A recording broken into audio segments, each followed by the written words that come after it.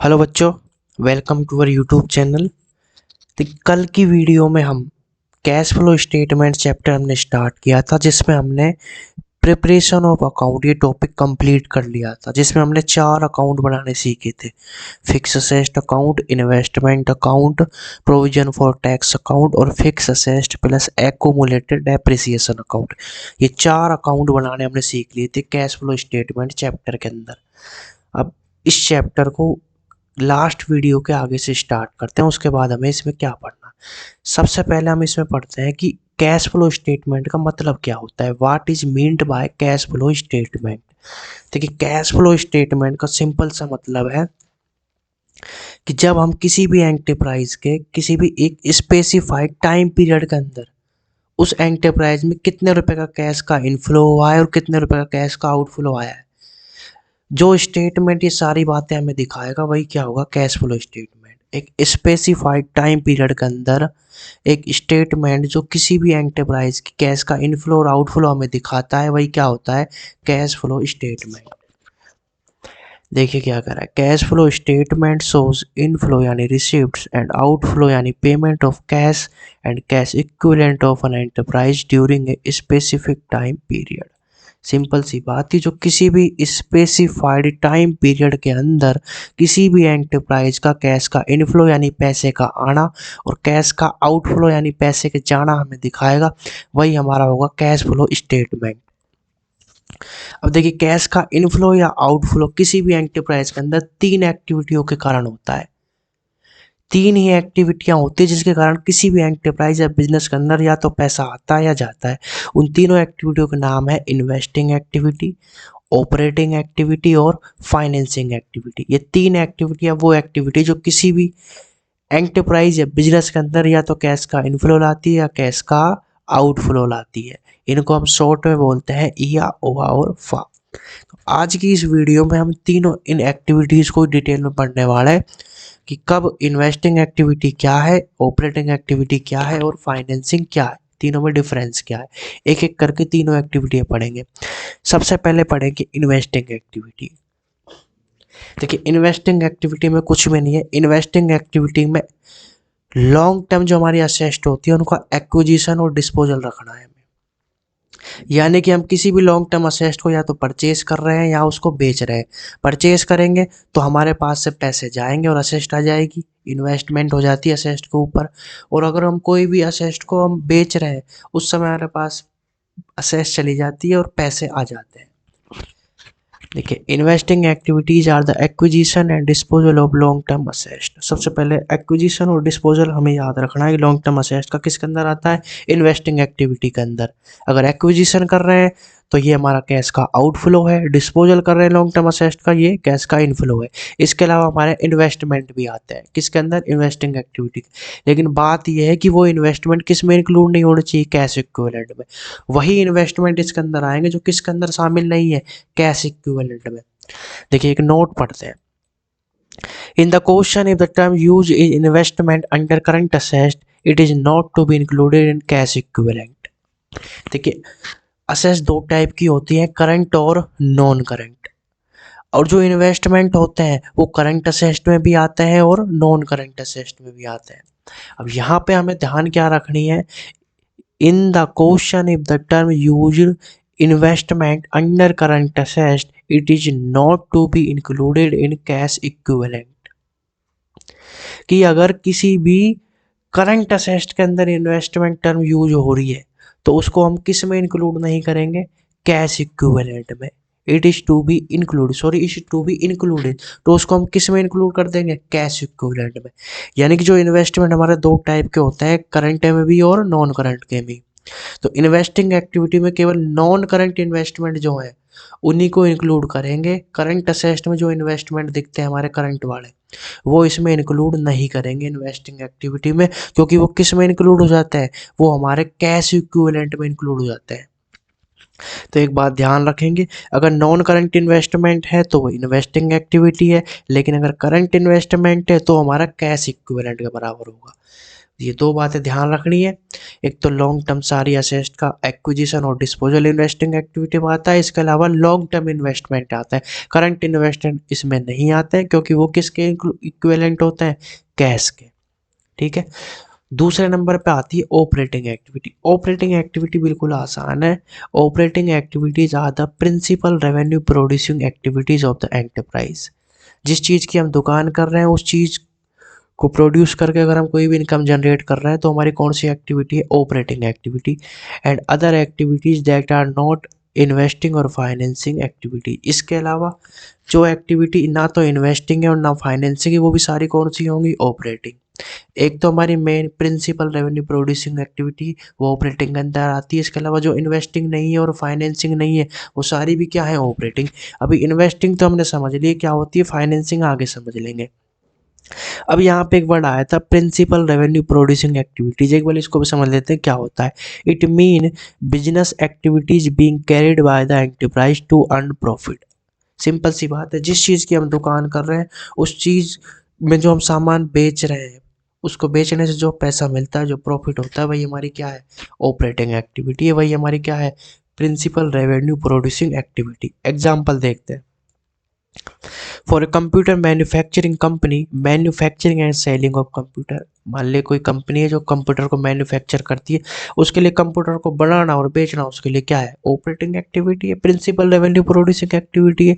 इसके अलावा for a trading company purchase और sale of goods is its principal revenue producing activity. कुछ trading company के लिए परचेस और सेल करना उसके लिए प्रिंसिपल रेवेन्यू प्रोड्यूसिंग एक्टिविटी है, ऑपरेटिंग एक्टिविटी है। For a financing company giving and taking loan, ये सारी चीज़ें उसके लिए क्या है, प्रिंसिपल रेवेन्यू प्रोड्यूसिंग एक्टिविटी। यानी जैसी दुकान वैसे पकवान।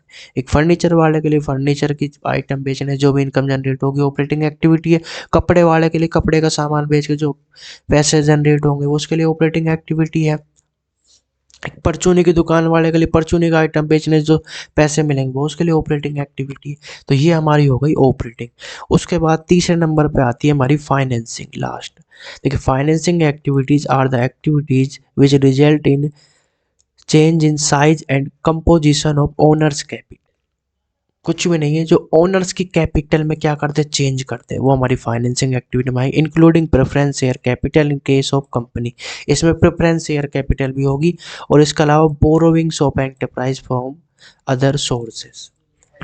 देखिए वो सारी सोर्स ऑफ फंड की चीज़ें लेनी है हमें यहाँ पे। एक तो कैपिटल के पैसे सारे फाइनेंसिंग एक्टिविटी को, किसी भी बिजनेस को स्टार्ट करने के लिए कैपिटल की ज़रूरत होती है।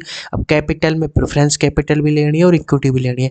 इसके अलावा बोरोविंग्स भी लेनी है क्योंकि वो चीज़ चाहिए जिनके जिस पैसे से हम बिजनेस को बढ़ा सके, इंक्रीज कर सके। अब देखिए बोरोविंग शॉर्ट टर्म भी होती है, लॉन्ग टर्म भी होती है। हमें यहाँ पे वो वाली बोरोविंग लेनी जो लॉन्ग टर्म वाली है। शॉर्ट टर्म वाले पैसे यहाँ यूज नहीं करने, तो वो सारी कौन सी हो जाएंगी, फाइनेंसिंग एक्टिविटी। देखिए बैलेंस शीट से समझाता हूँ। देखिए हमारी पुरानी वाली बैलेंस शीट है, लाइबिलिटीज, अमाउंट, असेस्ट और अमाउंट। लाइबिलिटी साइड में मेन चीज़ आती है हमारी share capital, reserve and surplus हो जाता है, long term loan, borrowing, debenture वगैरह। उसके बाद करंट लायबिलिटी सारी आती है। असेट साइड में फिक्स असेस्ट होती है, नॉन करंट इन्वेस्टमेंट होता है और करंट असेस्ट होता है। अब देखिए डिवाइडेशन करते हैं। देखिए share capital plus long term borrowings, ये सारी चीज़ें हमारी होंगी फाइनेंसिंग एक्टिविटी में। शेयर कैपिटल में पैसे मिलते हैं किसके, इक्विटी शेयर होल्डर्स के और प्रेफरेंस शेयर होल्डर के, ये हमारा सोर्स ऑफ फंड है। इसके अलावा long term loan, borrowing, debenture, ये भी सोर्स ऑफ फंड है। इन इन दोनों को अगर हम जोड़ देंगे तो उससे हमारा क्या आ जाएगा, फाइनेंसिंग एक्टिविटी। इन्वेस्टिंग देखते हैं, मैंने बताया था fix asset plus non current investment के पैसे कौन सी एक्टिविटी होता है, इन्वेस्टिंग एक्टिविटी। अब जो इन दोनों में नहीं आ रहा वो सारे कौन से हो गए, ऑपरेटिंग। देखिए करंट असेस्ट नहीं आई ना तो इन्वेस्टिंग में ना फाइनेंसिंग में, ना करंट लायबिलिटी आई है, ना हमारा रिजर्व एंड सरप्लस आया है। तो ये तीनों हमारी कौन सी एक्टिविटी हो गई, ऑपरेटिंग एक्टिविटी। देखिए fix asset, non current investment पहले ही पढ़ चुके थे, इन्वेस्टिंग में चला जाएगा। उसके अलावा सोर्स ऑफ फंड, जहाँ पे हमारे फंड के पैसे हम जनरेट कर सकते हैं अपनी कंपनी को चलाने के लिए। एक तो शेयर कैपिटल और दूसरा हम किस लोन, डिबेंचर इशू करके भी हम पैसे इकट्ठा कर सकते हैं, तो वो भी हमारी फाइनेंसिंग एक्टिविटी हो गई। फाइनेंसिंग एक्टिविटी वो होती है जो सोर्स ऑफ फंड को हमारा इंक्रीज करती है, पैसे हमारे बढ़ाती है। Share capital plus long term ये लोन बोरोविंग डिबेंचर होगा, ये हमारा फाइनेंसिंग। अब जो फाइनेंसिंग और इन्वेस्टिंग नहीं, वो सारी एक्टिविटी ऑपरेटिंग होती है। बैलेंस शीट में एक तो करंट असेट्स बची है, करंट लायबिलिटी बची है और रिजर्व एंड सरप्लस, ये सारी कौन सी एक्टिविटी हो गई? ऑपरेटिंग। समझ आया? एग्जाम्पल से समझते हैं। देखिए example of business activities as per AS3, मैंने कल भी बताया था कि कैश फ्लो स्टेटमेंट कौन से अकाउंटिंग स्टैंडर्ड पे है? Accounting standard 3, showing the inflow और आउटफ्लो। सबसे पहले ऑपरेटिंग एक्टिविटी देखते हैं। एक तरफ है कैश इनफ्लो और एक तरफ है आउटफ्लो।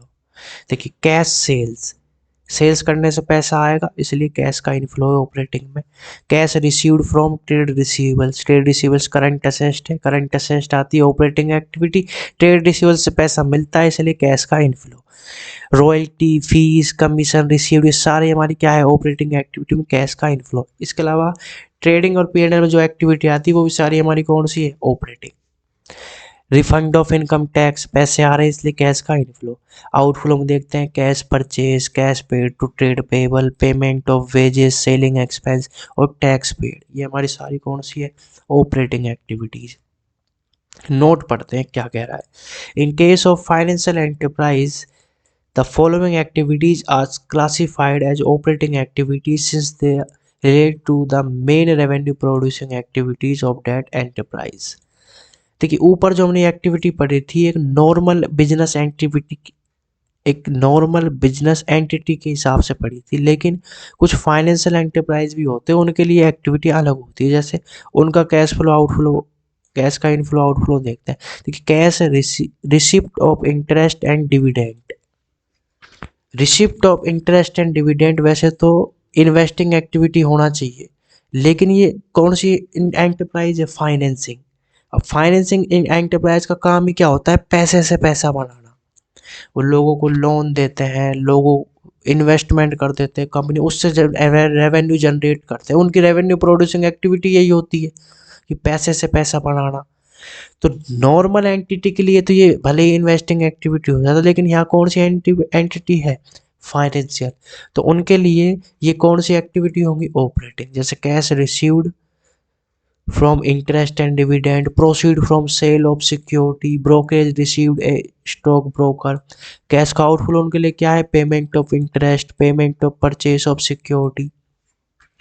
ध्यान रखेंगे कि अगर नॉर्मल एंटरप्राइज है तो फिर हम देखेंगे वो सामान बेच के पैसे कमाते हैं, तो जिस चीज़ की उनकी दुकान है उस चीज़ को, उस चीज़ का सामान बेचने जो पैसे मिल रहे हैं उसकी ऑपरेटिंग एक्टिविटी। लेकिन एक अगर कोई फाइनेंशियल एंटरप्राइज है तो फाइनेंशियल एंटरप्राइज पैसे से पैसा बढ़ाता है, तो उसके लिए ये सारी एक्टिविटियाँ, interest, dividend, sale of securities, payment of security, ये सारी उनके लिए ऑपरेटिंग एक्टिविटियाँ होती है, क्योंकि वो पैसे से पैसा बढ़ाती है। तो ये वर्ड ध्यान रखेंगे कि हम फाइनेंशियल एंटरप्राइज की तरफ से देख रहे हैं या नॉन फाइनेंशियल। अगर क्वेश्चन साइलेंट होता है तो हम नॉर्मल क्वेश्चन मानते हैं नॉन फाइनेंशियल का, लेकिन फाइनेंशियल एंटरप्राइज होगा तो क्वेश्चन में स्पेसिफिक लिखा होगा कि फाइनेंशियल एंटरप्राइज, उस समय ये गलती ना करेंगे हम। ठीक है, इसको ध्यान से पढ़ेंगे। दूसरा हमारा आता है इन्वेस्टिंग एक्टिविटी। इसमें भी कैश का इनफ्लो आउटफ्लो। इन्वेस्टिंग में दो बातें ध्यान रखनी है। अगर हम कोई भी लॉन्ग टर्म असेस्ट को खरीद रहे हैं या इन्वेस्टमेंट को खरीद रहे हैं लॉन्ग टर्म वाले, तो हमारे कैश का आउटफ्लो है इन्वेस्टिंग में, और बेच रहे हैं तो कैश का इनफ्लो है इन्वेस्टिंग में। जैसे कि proceed of sale of fix asset, proceed for sale of investment. अब देखिए फिक्स असेस्ट और इन्वेस्टमेंट ये दो हमारी हो गई। उसके बाद है इंटरेस्ट रिसीव्ड ऑन इन्वेस्टमेंट या डिवेंचर। देखिए इन्वेस्टमेंट करने से हमें क्या मिलता है? इंटरेस्ट मिलता है। इन्वेस्टमेंट अगर खुद एक इन्वेस्टिंग एक्टिविटी है तो उसका इंटरेस्ट भी क्या होगा? Investing activity. दूल्हे के पीछे बारात। उसके बाद डिविडेंड रिसीव्ड, हमने किसी कंपनी का अगर शेयर में इन्वेस्टमेंट कर रखा, डिविडेंड मिलेगा। अब शेयर में पैसे इन्वेस्ट करना अगर इन्वेस्टिंग एक्टिविटी, उसका डिविडेंड भी क्या है? Investing. Rent received from property held as investment, हमने प्रॉपर्टी को इन्वेस्टमेंट के रूप में हेल्ड कर रखा तो उस पर रेंट मिलेगा, तो वो भी कौन सी एक्टिविटी? इन्वेस्टिंग में कैश का इनफ्लो। आउटफ्लो देख लेते हैं। Purchase of asset, purchase of security as investment, purchase of security as share या डिवेंचर, ब्रोकरेज पेड, ये सारी कौन सी है? Investing activities. दूल्हे के पीछे बारात। लास्ट हमारी आती है फाइनेंसिंग एक्टिविटी। फाइनेंसिंग एक्टिविटी भी देख ले, कैश का इनफ्लो और आउटफ्लो दोनों चीज़ें पढ़ेंगे। इसमें ध्यान रखनी है शेयर कैपिटल के पैसे और लॉन्ग टर्म लोन, डिबेंचर और बोरोविंग्स के पैसे। अगर पैसे आ रहे हैं तो इनफ्लो, जा रहे हैं तो उससे आउटफ्लो। जैसे proceed from issue of share, share issue कर दिए, कैश का इनफ्लो है फाइनेंसिंग में। डिबेंचर इशू कर दिए, वही कैश का इनफ्लो है फाइनेंसिंग में। प्रोसीड लॉन्ग टर्म लोन वगैरह ले लिया, इनफ्लो है। Increase in balance of bank overdraft, bank overdraft भी क्या है, एक तरीके से फाइनेंसिंग एक्टिविटी है। देखिए बैंक ओवरड्राफ्ट वैसे तो करंट असेस्ट आता है, लेकिन सीबीएसई ने बैंक ओवरड्राफ्ट को फाइनेंसिंग मान रखा है, तो हम भी बैंक ओवरड्राफ्ट को कौन सी एक्टिविटी मानेंगे, फाइनेंसिंग में। और बैंक ओवरड्राफ्ट इंक्रीज होना कैश का इनफ्लो है, डिक्रीज होना आउटफ्लो है। क्योंकि बैंक ओवरड्राफ्ट इंक्रीज होने का मतलब है बैंक से ओवरड्राफ्ट कर रहे हैं, ज़्यादा पैसे निकाल रहे हैं तो पैसे हमारे पास आ रहे हैं, इसलिए कैश का इनफ्लो हो रहा है।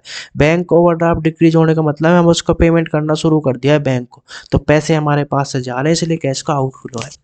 ये लिख रखा है यहाँ पे, decrease in bank balance of bank overdraft. Outflow की ओर फिगर देखते हैं। पेमेंट ऑफ लोन, लोन को वापस करना शुरू कर दिया। Payment of reduction of preference share, preference share के पैसे वापस करने शुरू कर दिए। Payment of by equity share के पैसे वापस करने लग जाएं। Payment of dividend, payment of interest, brokerage, underwriter paid, सारी हमारी कौन सी है, फाइनेंसिंग एक्टिविटी। तीनों एक्टिविटी हमने यहाँ डिटेल में पढ़ रही है। इसके बाद मैंने कुछ क्वेश्चन करा रखे हैं, ये क्वेश्चन अब आप सेल्फ बेस पे करेंगे, है ना। तो आज की वीडियो में हम इतना ही रखते हैं। आज हमने तीनों एक्टिविटियों को समझा है, कौन सी कब क्या होती है, कब इन्वेस्टिंग है, कब ऑपरेटिंग है, कब फाइनेंसिंग है, कैश फ्लो का मतलब समझा है। कल की वीडियो, कल से हम नया यानी कि नेक्स्ट वीडियो से हम एक एक एक्टिविटी के प्रैक्टिकल क्वेश्चन करना भी शुरू करेंगे। तो नेक्स्ट वीडियो में मिलेंगे नए कॉन्सेप्ट के बाद, तब तक के लिए जय हिंद, जय भारत।